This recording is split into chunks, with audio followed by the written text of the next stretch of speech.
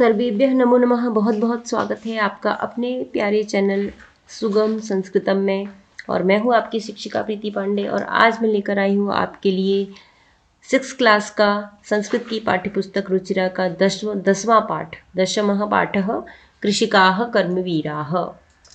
तो सबसे पहले हम देख लेते हैं इस पाठ का अर्थ। कृषिकाः अर्थात किसान, कृषक कहते हैं किसान को, ठीक है। तो कृषिकाः का अर्थ हो गया किसान, और कर्मवीराः यानी कर्मवीर जो शब्द है वो इन किसान के लिए एज ए एडजेक्टिव यानी कि विशेषण के रूप में प्रयोग हुआ है। कर्मवीराः यानी कि काम करने में वीर, क्योंकि किसान लोग बहुत मेहनत करते हैं इसलिए उनको कर्मवीर की संज्ञा दी गई है, ठीक है। तो इसका अर्थ क्या बना? कर्मवीराः कृषिकाः यानी कर्मवीर किसान, ठीक है। इस पाठ का अर्थ हुआ कर्मवीर किसान, किसान जो कि हमेशा काम करते रहते हैं, हर सीजन में काम करते हैं, तो इसलिए किसानों को कर्मवीर कहा गया है। तो आपको इस जो पाठ है इसके टाइटल से ही समझ आ गया होगा, इसका नाम है कर्मवीर किसान। अर्थात इस पाठ में हम किसानों के जीवन के बारे में, वो किस तरह से काम करते हैं, दिन रात मेहनत करते हैं, उसके बारे में हम विस्तार पूर्वक पढ़ेंगे। और ये जो पाठ है वो एक श्लोक के रूप में है, ठीक है, पद्य के रूप में है। तो इसमें किसान के जीवन से संबंधित श्लोक दिए गए हैं, हम जिनका अर्थ देखेंगे। तो सबसे पहले हम शुरू करते हैं अपना पहला श्लोक। सूर्यस्तपतु मेघाः वा वर्षन्तु विपुलं जलम, कृषिका कृषिको नित्यं शीतकालेऽपि कर्मठौ। इसका अर्थ देखिए, सूर्य तपतु लिखा है तो हम इसका विच्छेद करेंगे तो बन जाएगा सूर्य प्लस तपतु, अर्थात सूर्य तपे, तपना अर्थात हीट देना, गर्मी देना। सूर्य तपता ही है ना, गर्मी देता है, तो वही कहा जा रहा है, यानी सूर्य तपे या सूर्य बहुत तेज गर्मी फैलाए। मेघा वा वर्षन्तु, वा माने अथवा यानी कि और, या हिंदी में कहें तो या फिर मेघाः वर्षन्तु, मेघा माने बादल, वर्षन्तु माने बरसें अर्थात बारिश करें, वर्षा करें। क्या वर्षाएं? विपुलम जलम, विपुल माने बहुत ज्यादा, अत्यधिक, और जल माने पानी, ठीक है। अब देखिए इसका पूरा अर्थ देखिए, यानी चाहे तो सूर्य तपे यानी चाहे तो जोर से सूर्य की धूप निकले, ठीक है, या फिर बादल बहुत ज़्यादा जल बरसाएं, बादल बहुत अधिक बारिश करें, अर्थात चाहे बहुत ही एक्सट्रीम हीट हो या एक्सट्रीम रेन हो, दोनों ही परिस्थितियों में, ठीक है, दोनों ही अवस्थाओं में। कृषिका कृषिको, कृषिका अर्थात स्त्रीलिंग है ये, कृषिका अर्थात किसान की पत्नी, और कृषिको यानी कृषिकः अर्थात किसान। नित्यम माने रोज, ठीक है, एवरीडे। शीतकालेपि यानी सर्दी के मौसम में भी, शीतकाल होता है सर्दी का मौसम, शीत माने ठंडा, काल माने समय, अपि माने भी, ठीक है। काले में सप्तमी विभक्ति लगी हुई है तो मैं चिन्ह लगाएंगे, तो यानी शीतकाल में भी अर्थात ठंड के मौसम में भी कर्मठौ, कर्मठौ माने काम करते हैं, कर्मठ होते हैं, हार्ड वर्किंग होते हैं, ठीक है। कर्मठ मीन्स हार्ड वर्किंग। अब देखिए यहाँ पे द्वितीय विभक्ति द्विवचन का प्रयोग हुआ है, कर्मठौ, ठीक है, बालकौ की तरह से। तो मतलब यहाँ पर किसान और किसान की पत्नी दोनों की बात की जा रही है, इसलिए द्विवचन का रूप लगा हुआ है। फिर से देख लीजिए इसका अर्थ, यानी बहुत तेज धूप निकले या बहुत तेज गर्मी हो, सूर्य अपना धूप फैलाए, या फिर बहुत ज़्यादा बारिश हो, लेकिन किसान और किसान की पत्नी नित्य माने रोज, शीतकाल में भी, ठंड के मौसम में भी, यानी या तो कोई भी मौसम हो, चाहे गर्मी का मौसम हो, चाहे बहुत ज़्यादा बारिश का मौसम हो या सर्दी का मौसम हो, हर मौसम में, हर समय में किसान और उसकी पत्नी क्या होते हैं, क्या करते रहते हैं? कर्मठ होते हैं, यानी बहुत अधिक मेहनत करते रहते हैं। नेक्स्ट श्लोक देखिए। ग्रीष्मे शरीरं सस्वेदं शीते कंपमयं सदा हलेन च कुदालेन तौ तु क्षेत्राणि कर्षतः। ग्रीष्मे माने ग्रीष्म काल में, ग्रीष्म में समर सीजन, समर सीजन में शरीरम माने शरीर, बॉडी, सस्वेदम, स्वेद कहते हैं स्वेट को यानी कि पसीना। सस्वेद स का अर्थ होता है विद स्वेट यानी पसीने के साथ। शीते, शीत माने विंटर सीजन में। कंपमय माने कांपता है, शिवरिंग। सदा माने हमेशा, ऑलवेज। अब देखिए इसका अर्थ, ग्रीष्म शरीरम सस्वेदम। अब ग्रीष्म के ऋतु में यानी समर सीजन में जो शरीर है वो पसीना पसीना हो जाता है, ठीक है, पसीने से भर जाता है। और शीते यानी विंटर सीजन में कंपमयम सदा, हमेशा कांपता रहता है, ठीक है। आगे देखिए, हलेन च कुदालेन तौ तु क्षेत्राणि कर्षतः। लेकिन फिर भी हलेन माने हल से, हल जो प्लो होता है जिससे हम खेत जोतते हैं उसको हल कहते हैं हिंदी में। हलेन में तृतीय विभक्ति है तो हल से या हल के द्वारा, च और कुदाल के द्वारा, और को हम पहले लगाएंगे, हल और कुदाल के द्वारा। कुदाल भी जो खोदने की एक वस्तु होती है उसको बोलते हैं।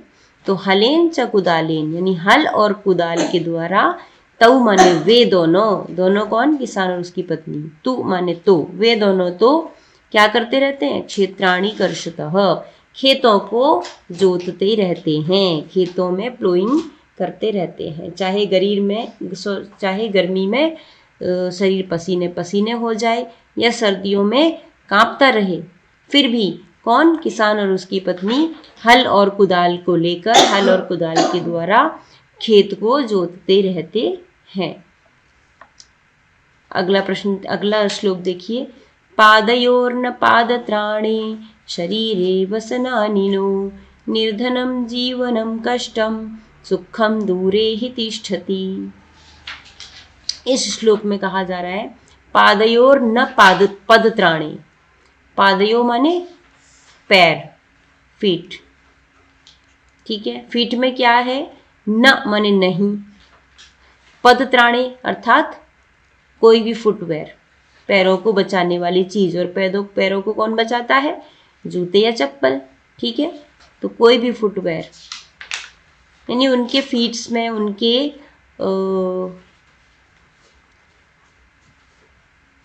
किसान के पैरों में कोई भी फुटवेयर नहीं है, उनके पैरों को बचाने के लिए कोई वस्तु नहीं है, जूता चप्पल आदि कुछ नहीं है। शरीरे वसनानिनो, और शरीर में या शरीर पर वसनानी, वसन कहते हैं क्लॉथ को यानी वस्त्र। नो माने नहीं, ठीक है। नो जो शब्द है इंग्लिश में, नो संस्कृत का ही है, नो माने भी नहीं ही होता है, और इंग्लिश में भी नो मीन्स नहीं। तो पादयोर न पदत्राणे यानी पैरों में फुटवेयर नहीं है, शरीरे वसनानिनो और शरीर पर वस्त्र नहीं है। निर्धनम जीवनम कष्टम, निर्धन माने गरीब, उन गरीबों का, किसान का क्या, जीवन माने जीवन, लाइफ, कष्टम कैसी है, कष्टम यानी कष्ट से भरी हुई है उनकी जिंदगी, उन गरीब की जिंदगी कैसी है, कष्टों से भरी हुई है, दुखों से भरी हुई है। सुखम दूरे ही तिष्ठति, और सुख जो है वो तो उनसे दूर ही रहता है। तिष्ठति मीन्स रहता है, सुख तो हमेशा उनसे दूर ही रहता है। फिर से देखिए, पैरों में फुटवेयर नहीं है, पैरों में कोई चप्पल जूता आदि नहीं है, शरीर पर कोई भी वस्त्र नहीं होते हैं। उनका जीवन, किसानों का जीवन तो निर्धनम कैसा है, गरीबी से भरा हुआ है, और कष्टम कष्टमय है, कष्टप्रद है, कष्ट से भरा हुआ है। सुखम दूरे ही तिष्ठति, सुख तो हमेशा उनसे दूर ही रहता है। अगला श्लोक देखिए, ग्रहम जीर्णम न वर्षासु वृष्टिम वारयितुं क्षमं तथापि कर्म वीरत्वं ऋषिकाणां न नश्यति। इसका देखिए, गृहम माने घर, जीर्णम माने पुराना, ओल्ड, ना माने नहीं, वर्षासु माने बारिश के मौसम में, इन रेनी सीजन, वृष्टिम माने बारिश या रेन, वारयितुम माने दूर करने में, ठीक है। क्षमम माने एबल या कैपेबल। अब देखिए इसका अर्थ, गृहम जीर्णम, किसानों का जो घर होता है वो भी जीर्ण होता है, यानी पुराना होता है, फटा पुराना। उसके फटा कैसे, यानी टूटा हुआ, ठीक है। पुराना घर होगा तो कहीं कहीं से टूटा हुआ होगा। न वर्षासु, और ऐसा पुराना घर होता है कि वर्षासु अर्थात बारिश के मौसम में, वृष्टिम वारयितुम न क्षमम, वृष्टि को रोकने में, जब बारिश का मौसम होता है तो उनकी छत से पानी टपकता है और बारिश के पानी को रोकने में भी, वारयितुम माने रोकने में भी वो सक्षम नहीं होता,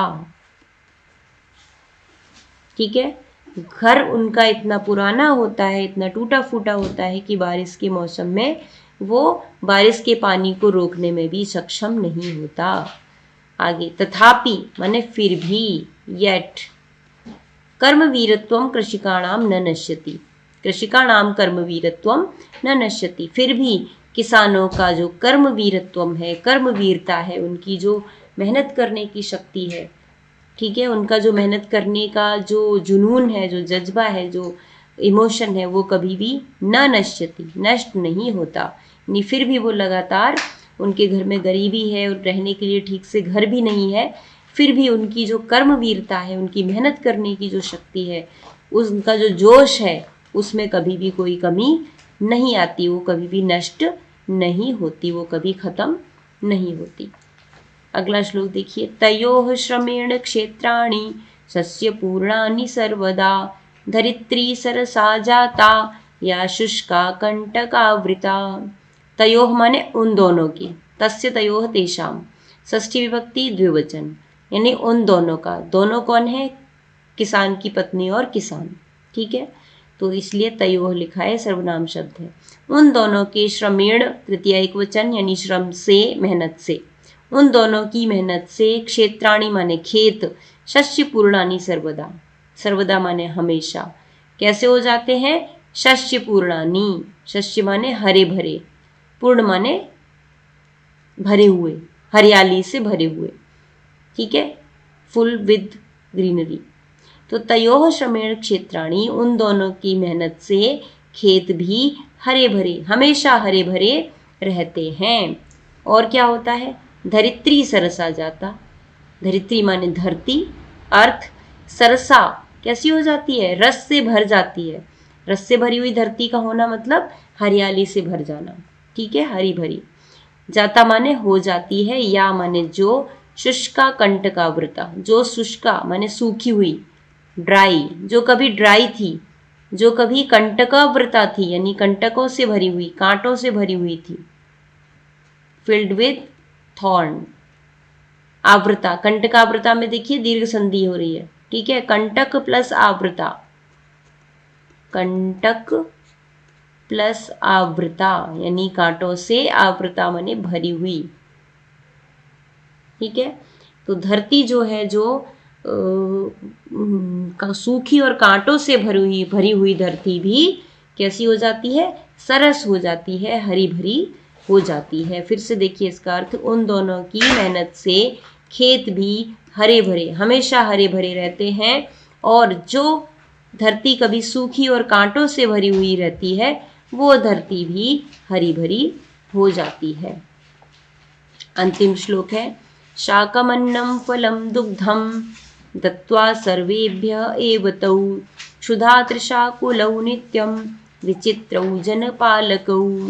शाकमन्नं फलं दुग्धम, शाकमन्नम को हम संधि विच्छेद करेंगे तो बन जाएगा, यहाँ पर संधि विच्छेद नहीं है, यहाँ पे एक संयोग है, शाकम प्लस अन्नम, ठीक है, माँ में हलंत है और बाद में माँ के बाद जो स्वर आया तो स्वर जो है वो माँ में मिल गया और ये संयोग हो गया, ठीक है। यहाँ पे संधि कोई नहीं है, कुछ परिवर्तन नहीं हुआ है।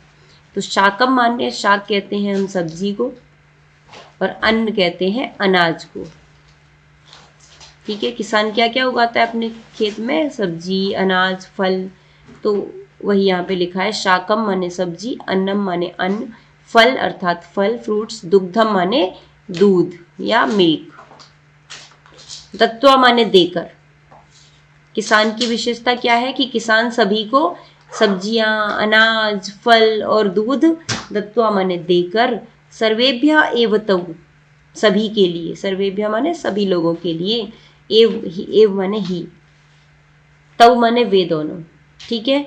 वे दोनों अर्थात किसान और किसान की पत्नी सब्जियां, अनाज, फल और दूध सर्वेभ्य दत्वा सभी लोगों के लिए ही देकर, इन दूसरों को दे देते हैं। जो भी अनाज, फल, सब्जी उगाते हैं वो दूसरों के लिए दे देते हैं और खुद कैसे रहते हैं? क्षुधा तृषाकुलौ, क्षुधा माने भूख, हंगर, और तृषा माने प्यास यानी थर्स्ट, भूख और प्यास से, आकुलऊ माने व्याकुल। यहाँ देखिए तृषाकुलऊ में भी संधि है, दीर्घ संधि, तृषा प्लस आकुलऊ, तृषा प्लस आकुलऊ यानी प्यास से व्याकुल, दीर्घ संधि, तृषा में आ, आकुलऊ में आ प्लस आ इक्वल टू दीर्घ आ। तो क्षुधा तृषाकुलऊ नित्यम विचित्रऊ जनपालकऊ, यानी ये जो जनपालक हैं, जो लोगों का पालन पोषण करते हैं, अपने लिए सब कुछ, दूसरों अपने मेहनत से वो दूसरों के लिए सब कुछ उगाते हैं, उनके बारे में बात की जा रही है कि ये जो जनपालक हैं, लोगों को पालन पोषण करने वाले हैं, वो कैसे हैं? विचित्रऊ यानी बहुत विचित्र है, अजीब ही है, स्ट्रेंज है। क्यों? क्योंकि शाकामन्नम फलम दुग्धम सर्वेभ्य दत्वा, दूसरों को दे देते हैं। वो जो भी अपने खेत में सब्जी, अनाज, फल और दूध आदि पैदा करते हैं, वो सभी दूसरों को दे देते हैं और खुद स्वयं कैसे रहते हैं? क्षुधा तृषाकुलौ, भूख और प्यास से व्याकुल रहते हैं। हमेशा भूख और प्यास से व्याकुल रहते हैं, यानी भूख प्यास को सहन करते रहते हैं और दूसरों के लिए ही सब चीज़ें उगाते हैं, पैदा करते हैं। ये जो जनपालक हैं, ये विचित्र हैं, ये अजीब हैं, ये बिल्कुल ही स्ट्रेंज हैं। तो ये था हमारा लास्ट श्लोक। उम्मीद कर रही हूँ सभी को समझ आया होगा, और जिन लोगों को समझ आ गया है फटाफट इस वीडियो को लाइक अवश्य कर दीजिए, जिससे कि आपको आगे भी नोटिफिकेशन मिलती जाए। लाइक करिए, शेयर करिए और इस चैनल को सब्सक्राइब भी करिए। अब हम आगे बढ़ते हैं शब्द अर्थ की तरफ। इसके जो शब्द अर्थ हैं उनको देख लेते हैं। पहला शब्द है तपतु। तपतु माने तपाए या जलाए यानी मे बर्न। विपुलम माने अत्यधिक इन लार्ज अमाउंट। कर्मठौ यानी निरंतर क्रियाशील, एक्टिव। सस्वेदम माने पसीने से युक्त, फुल ऑफ स्वेट। पदत्राणे अर्थात जूते, शूज। वसनानी कपड़े, क्लॉथ्स। जीर्णम माने पुराना, ओल्ड। वारयतुम माने दूर करने में, इन रिमूविंग। क्षमम माने समर्थ अर्थात एबल। शस्यपूर्णानी फसल से युक्त, फुल ऑफ क्रॉप्स। धरित्री माने पृथ्वी, अर्थ। कंटकावृता कांटों से परिपूर्ण, फुल ऑफ थॉर्न्स। और क्षुधा तृषाकुलौ भूख और प्यास से बेचैन, यानी distressed with hunger and thirst. तो इस प्रकार हमारी ये जो पाठ था, उसकी व्याख्या थी, उसका अर्थ था, वो पूरा हुआ। नेक्स्ट वीडियो में हम मिलेंगे इसी पाठ के अभ्यास कार्य के साथ। ठीक है, तब तक आप इस वीडियो को देखते रहिए। और सभी के एग्ज़ाम भी आने वाले हैं, तो अपने इस वीडियो को देखकर आप अपनी पढ़ाई में नियमितता रखिए, पढ़ाई को अच्छी तरह से करिए और अपने अपने एग्ज़ाम में अच्छे मार्क्स से पास होइए। अगले वीडियो में मिलेंगे इसी पाठ की एक्सरसाइज के साथ। हाँ, वीडियो को लाइक, शेयर और चैनल को सब्सक्राइब करना बिल्कुल न भूलें। धन्यवाद।